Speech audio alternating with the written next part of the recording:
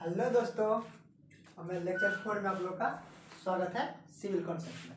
ठीक, तो इससे पिछले लेक्चर में हम लोग 4 इंस्ट्रूमेंट के बारे में देखे थे जो कि प्लेन टेबल सर्वे में उपयोग होता है। अब ये 5वें के बारे में हम पढ़ लेंगे जो यू फॉर्म विथ प्लम्बम है। ठीक, तो यह एक ऐसा इंस्ट्रूमेंट है जो प्लेन टेबल सर्वे में उपयोग किया जाता है सेंटरिंग पर्पज से।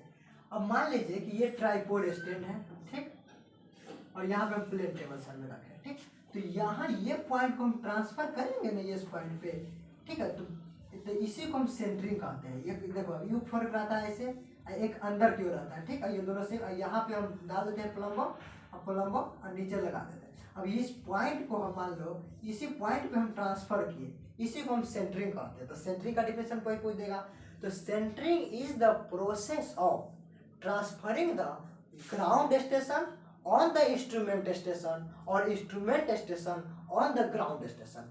इस प्रोसेस को हम सेंटरिंग कहते हैं। सेंटरिंग एक ऐसा प्रक्रिया है जिसमें हम लोग जो पॉइंट स्टेशन ग्राउंड पे हम काम किए और जो इंस्ट्रूमेंट जो हम सर्वे कर रहे हैं प्लेन टेबल से, तो प्लेन टेबल का पॉइंट को अगर स्टेशन को अगर हम ट्रांसफर करेंगे ग्राउंड पे तो उसको हम कहेंगे सेंटरिंग।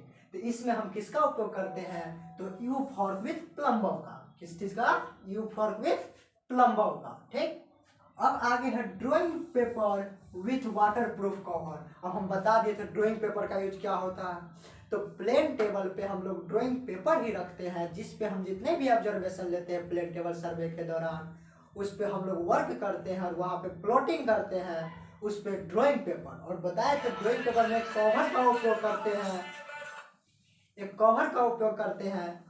वह कवर होता है ह्यूमिडिटी से बचाने के लिए। मान लीजिए वर्क वगैरह कर रहे हैं तो थोड़ा आ जाए, क्या बोले, वर्क वगैरह सब कर रहे हैं तो थोड़ा ह्यूमिडिटी रेन वगैरह सब आ जाए तो वह डिस्टर्ब कर देगा, इसीलिए हम उसमें उपयोग करते हैं कुछ वाटर प्रूफ कवर का। ठीक, तो drawing paper with water proof cover एक ऐसा पेपर जिस पे हम प्लॉटिंग करते हैं उसमें हम लोग एक कवर लगा देते हैं और किस लिए लगाते हैं ताकि हम लोग ह्यूमिडिटी रेन वाटर से बचा सकें। ठीक, इसको ऑलरेडी बहुत अच्छे से इसे मतलब लेक्चर नंबर 2 में डिस्कस कर चुके हैं। आप लोग सीरियल वाइज लेक्चर देखिए, बहुत अच्छे से समझ में आएगा।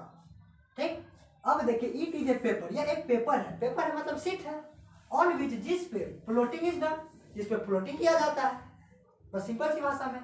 तो अब देखिए यहाँ से हम 2-3 क्वेश्चन बता दें, आपके एग्जाम में पूछ सकते हैं कि what is plane table survey, what is the instrument use in plane table survey. ये 2 क्वेश्चन हुआ। और उसके बाद सारे के बारे में भी लिखिए, तो सारे के बारे में आप लिख सकते हैं। हाँ, यहाँ से पूछ सकता है एलिडेट क्या है, एलिडेट कितने प्रकार के, एलिडेट का फंक्शन क्या है, वो 2 प्रकार प्लेन टेबल सर्वे वो दोनों का फंक्शन क्या है, उसका कब उपयोग करते हैं। ठीक, तो अभी हम अब अगले टॉपिक को हम क्लियर कर लेते हैं कि principle of plane table survey. अरे प्लेन टेबल सर्वे तो हम जान गए, अब इसका हर एक चीज का कोई ना कोई सिद्धांत होता है। जैसे आपने पढ़ा एक चेन सर्वे होता है, ठीक, एक कंपास सर्वे होता है। तो चेन सर्वे का जो प्रिंसिपल होता है वह ट्रेंगुलेशन होता है। उसमें क्या करते थे, हम सारे एरिया को ट्रेंगल पार्ट में बांट के उसको हम उस पर काम करते थे, वो चेन सर्वे हो गया। ठीक, उसके बाद हम कंपास सर्वे में ट्रेवर्सिंग भी 2 प्रकार के ओपन और क्लोज, इस पे भी हम लोग पिछले सेमेस्टर में पढ़ चुके हैं। ठीक, तो वह कंपास सर्वे। तो यहाँ पे प्लेन टेबल सर्वे, तो इसका भी कुछ ना कुछ तो पैरेललिज्म होगा, कुछ ना कुछ प्रिंसिपल होगा। ठीक है, कुछ ना कुछ तो होगा।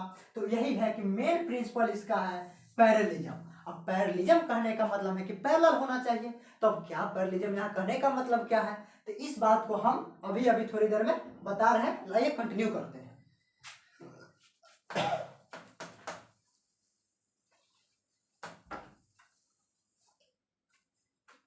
तो आइए देखिए, मान लीजिए ट्राइपोड स्टैंड है, ठीक, और यहाँ पे हम प्लेन टेबल रख दिए हुए हैं। ठीक, तो मान लीजिए ये इसका सेंटर, हमारा ऑब्जेक्ट मान लीजिए यहाँ है, बी पे है, सी है, डी है, मतलब थोड़ा और ई भी है। ठीक, तो यहाँ पे अपना ये ऑब्जेक्ट है, मेरा ये ऑब्जेक्ट है, ये ऑब्जेक्ट है, ये ऑब्जेक्ट है, ये ऑब्जेक्ट है। ठीक, तो अब देखिए हम मान लीजिए कि अब ये स्टेशन है, क्या है, स्टेशन है। तो इसको हम क्या प्लम्बर यू फॉर प्लम्बर के माध्यम से इस पॉइंट को हम इस पॉइंट पे मान लीजिए यहाँ पे हम सेंटरिंग द्वारा इस पॉइंट को हम लाए, कहने का मतलब कि इंस्ट्रूमेंट स्टेशन को लाए ग्राउंड स्टेशन पे। ठीक, ये क्या है, इंस्ट्रूमेंट स्टेशन, क्या है, इंस्ट्रूमेंट स्टेशन। ठीक, और ये है ग्राउंड स्टेशन। ठीक, ग्राउंड स्टेशन। तो इसके हम U4 के माध्यम U4 विथ फ्रॉम मतलब सेंटरिंग के माध्यम से हम लाए, ठीक। तो अब देखिए मान लीजिए कि ये पॉइंट है, मतलब इस सब को मान लीजिए यहाँ से यहाँ जोड़ दिए, मान लीजिए यहाँ से पॉइंट है तो मतलब ए है, फिर यहाँ से यहाँ जोड़ दिए, ठीक, और यहाँ से यहाँ जोड़ दिए। अब देखिए कि कहने का मतलब है कि पैरेललिज्म अब क्या है, मतलब कहने का मतलब है कि जो स्टेशन और ऑब्जेक्ट को दो पॉइंट जो ग्राउंड पे जोड़ेगा और जो इंस्ट्रूमेंट पे कहने का प्लेन टेबल पे जोड़ेगा वो आपस में पैरेलल होनी चाहिए, यह इसका मेन प्रिंसिपल है।